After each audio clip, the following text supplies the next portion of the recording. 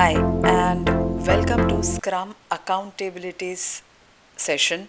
In this session, we are going to understand what all are the different roles that we have primarily in Scrum and what is the importance of those roles and what are the responsibilities of those roles or accountabilities.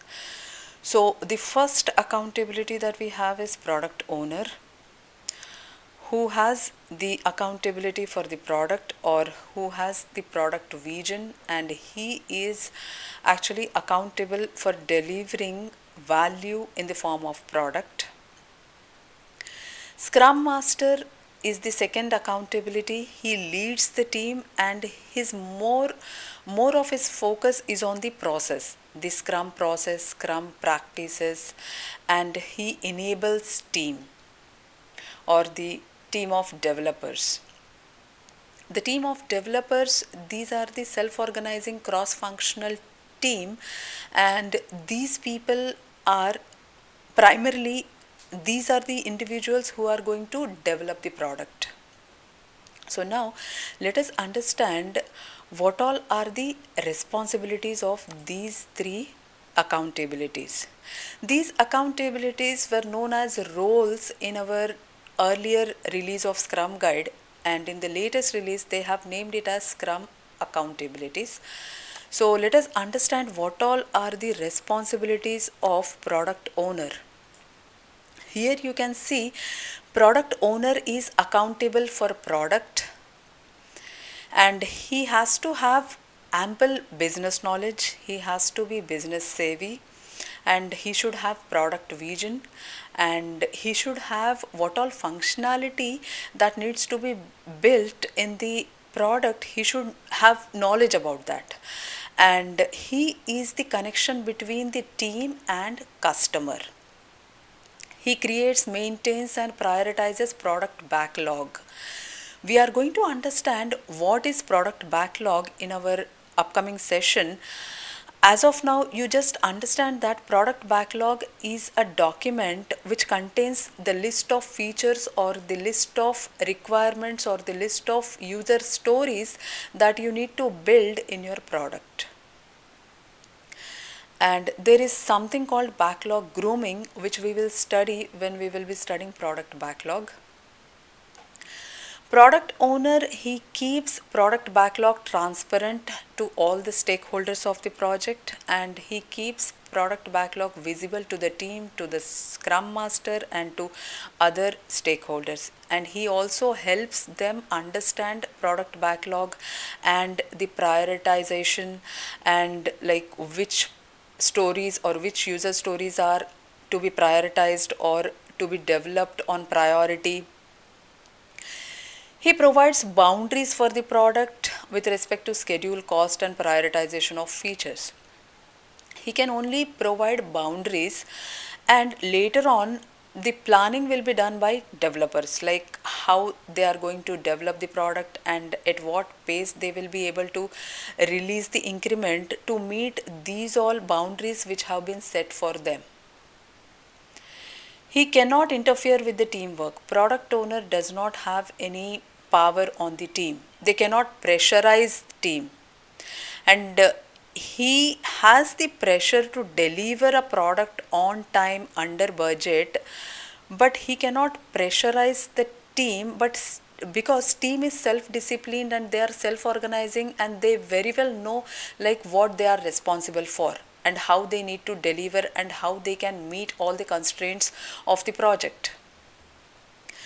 Product owner is accountable for delivering a working increment every sprint, and the developers are responsible for delivering a working increment every sprint. And product owner might delegate some of his decisions to his team, like product owner team, in case of complex large projects. And there can be only one product owner for a project, but if the project is very large and if it is having a very complex product to be built, then there may be a possibility that they will be having a product owner team, but ultimately there will be one lead called product owner who will be accountable for all the decisions. And he is accountable for delivering quality product, and he remains engaged with the team, and he has a good rapport with the team and the customer and scrum master. So these are the responsibilities or qualities of a product owner. Now let us see what all are the responsibilities of a scrum master. Primarily, there are some attributes that are expected in a scrum master, like the scrum master has to be responsible, influential, collaborative, and he has to be committed. And he should have complete knowledge about all the scrum practices and roles and processes. And he should enable team by removing impediments and issues or blockers, and he helps team as well as product owner, and he also collaborates with other stakeholders of the project. He also keeps information visible. He has authority over process, but he is not having any power over people. He cannot assign work to the developers. He can only engage them, and he can only coach them on the scrum practices and rules that they need to follow, and he can provide them project vision. But he cannot assign work to developers, because developers are self-organizing and they know what they need to work on. He trains and coaches the team on Scrum practices. He facilitates stakeholder collaboration. He helps product owner, like he might help product owner in grooming product backlog or prioritization of user stories.